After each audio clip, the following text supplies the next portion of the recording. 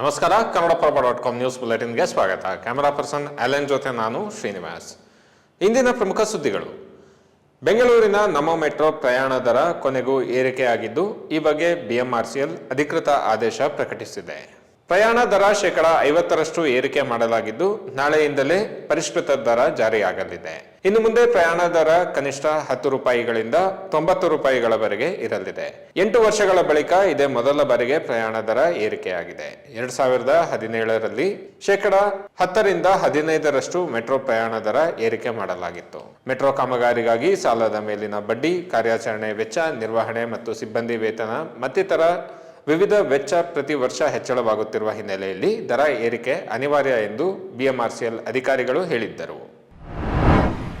ತೀವ್ರ ಕುತೂಹಲ ಕೆರಳಿಸಿದ್ದ ದೆಹಲಿ ವಿಧಾನಸಭಾ ಚುನಾವಣೆ ಫಲಿತಾಂಶ ಹೊರಬಿದ್ದಿದೆ. 27 ವರ್ಷಗಳ ಬಳಿಕ ಬಿಜೆಪಿ ಮತ್ತೆ ದೆಹಲಿ ಗದ್ದುಗೆ ಹಿಡಿದಿದ್ದು, 70 ಕ್ಷೇತ್ರಗಳ ಪೈಕಿ 48 ಕ್ಷೇತ್ರಗಳಲ್ಲಿ ಗೆದ್ದಿದೆ. ಇನ್ನು ಆಡಳಿತ ವಿರೋಧಿ ಅಲೆ ಎದುರಿಸುತ್ತಿದ್ದ ಆಮ್ ಆದ್ಮಿ ಪಕ್ಷ 22 ಕ್ಷೇತ್ರಗಳಿಗೆ ತೃಪ್ತಿಪಟ್ಟುಕೊಂಡಿದೆ. ಆದರೆ ಕಾಂಗ್ರೆಸ್ 3ನೇ ಬಾರಿ ಒಂದು ಕ್ಷೇತ್ರವನ್ನು ಗೆಲ್ಲದೆ ದಾಖಲೆ ಮಾಡಿದೆ. ದೆಹಲಿ ಚುನಾವಣೆಯಲ್ಲಿ ಈ ಬಾರಿ ಘಟಾನುಘಟಿ ನಾಯಕರಾದ ಮಾಜಿ ಸಿಎಂ ಅರವಿಂದ್ ಕೇಜ್ರಿವಾಲ್, ಮನೀಶ್ ಸಿಸೋಡಿಯಾ, ಸತ್ಯೇಂದ್ರ ಜೈನ್, ಸೋಮನಾಥ್ ಭಾರತಿ ಸೋಲು ಕಂಡಿದ್ದಾರೆ. ದೆಹಲಿಯಲ್ಲಿ ಬಿಜೆಪಿ ಗೆಲ್ಲುತ್ತಿದ್ದಂತೆಯೇ ಇತ್ತ ರಾಜ್ಯದಲ್ಲಿ ಸಂಭ್ರಮ ಮನೆ ಮಾಡಿತ್ತು. ಈ ವೇಳೆ ಮಾತನಾಡಿದ ಬಿಜೆಪಿ ರಾಜ್ಯಾಧ್ಯಕ್ಷ ಬಿವೈ ವಿಜಯೇಂದ್ರ, ಅರವಿಂದ್ ಕೇಜ್ರಿವಾಲ್ ವಿರುದ್ಧ ಕಿಡಿಕಾರಿದರು. ಭ್ರಷ್ಟ ಮಾಜಿ ಮುಖ್ಯಮಂತ್ರಿ ಅರವಿಂದ್ ಕೇಜ್ರಿವಾಲ್ ಅವರ ಮುಖವಾಡ ಕಳಚಿದೆ, ಆಮ್ ಆದ್ಮಿ ಪಕ್ಷದ ಬಣ್ಣ ಬಯಲಾಗಿದೆ ಎಂದು ಹೇಳಿದರು.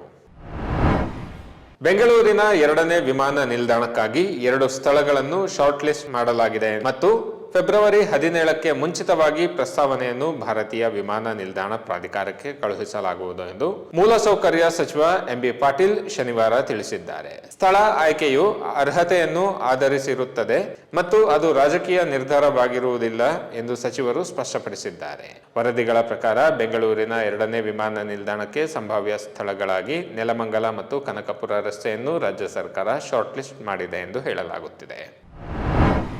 ಪ್ರೀತಿ ಮಾಡದಂತೆ ಎಚ್ಚರಿಸಿದರೂ ಕೇಳದ ಮಗಳನ್ನು ತಂದೆಯೇ ದೊಣ್ಣೆಯಿಂದ ಬರ್ಬರವಾಗಿ ಹತ್ಯೆ ಮಾಡಿರುವ ಘಟನೆ ಬೀದರ್ ಜಿಲ್ಲೆಯ ಔರಾದ್ನ ಬರಗೇನ್ ತಾಂಡಾದಲ್ಲಿ ನಡೆದಿದೆ. ತನ್ನ ಮಾತು ಕೇಳಲಿಲ್ಲ ಎಂಬ ಕಾರಣಕ್ಕೆ 18 ವರ್ಷದ ಮೋನಿಕಾಳನ್ನು ಆಕೆಯ ತಂದೆ ಮೋತಿರಾಮ್ ದೊಣ್ಣೆಯಿಂದ ಹೊಡೆದು ಹತ್ಯೆ ಮಾಡಿದ್ದಾರೆ. ಘಟನೆಯ ನಂತರ ಮೋತಿರಾಮ್ ತಲೆಮರೆಸಿಕೊಂಡಿದ್ದಾನೆ. ಹೊರಗೆ ಹೋಗಿದ್ದ ತಾಯಿ ಮನೆಗೆ ಬಂದು ನೋಡಿದಾಗ ಮಗಳು ತೀವ್ರ ರಕ್ತಸ್ರಾವದಿಂದ ಮೃತಪಟ್ಟಿರುವುದು ತಿಳಿದು ಬಂದಿದೆ. ಉತ್ತರ ಪ್ರದೇಶದ ಆಗ್ರಾದಲ್ಲಿ ಪ್ಯಾರಾಚೂಟ್ ತರಬೇತಿ ವ್ಯಾಯಾಮ ಸಮಯದಲ್ಲಿ ಕರ್ನಾಟಕದ ಹೊಸನಗರ ಮೂಲದ ಭಾರತೀಯ ವಾಯುಪಡೆಯ ಯೋಧ ಮಂಜುನಾಥ್ ಸಾವನ್ನಪ್ಪಿದ್ದಾರೆ ಎಂದು ವಾಯುಪಡೆ ಅಧಿಕಾರಿಯೊಬ್ಬರು ತಿಳಿಸಿದ್ದಾರೆ. ವಿಂಗ್ ಕಮಾಂಡರ್ ರೋಹಿತ್ ದಹಿಯಾ ನೇತೃತ್ವದಲ್ಲಿ 12 ತರಬೇತಿ ಜಿಗಿತಗಾರರು ಮಾಲ್ಪುರ ಪ್ಯಾರಾಚೂಟ್ ಡ್ರಾಪ್ ವಲಯದಲ್ಲಿ ವ್ಯಾಯಾಮ ಮಾಡುತ್ತಿದ್ದಾಗ ಪ್ಯಾರಾಚೂಟ್ ತೆರೆಯಲು ವಿಫಲವಾದ ಕಾರಣ ನೆಲಕ್ಕಪ್ಪಳಿಸಿ ಯೋಧ ಮಂಜುನಾಥ್ ಸಾವನ್ನಪ್ಪಿದ್ದಾರೆ. ಉಡಾನ್ ಯೋಜನೆಯಡಿ 5 ಹೊಸ ಮಿನಿ ಏರ್ಪೋರ್ಟ್ ನಿರ್ಮಾಣಕ್ಕೆ ರಾಜ್ಯದಲ್ಲಿ ಸ್ಥಳಗಳನ್ನು ನಾಗರಿಕ ವಿಮಾನಯಾನ ಸಚಿವಾಲಯ ಗುರುತಿಸಿದೆ.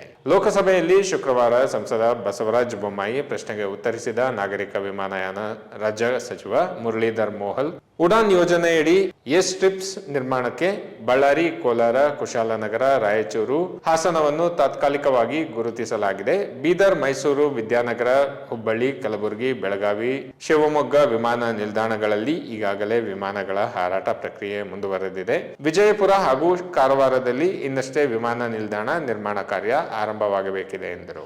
ಇವು ಇಂದಿನ ಪ್ರಮುಖ ಸುದ್ದಿಗಳು. ವಿವರವಾದ ಸುದ್ದಿಗಳಿಗಾಗಿ ಕನ್ನಡಪ್ರಭ.com ನೋಡಿ. ನಮಸ್ಕಾರ.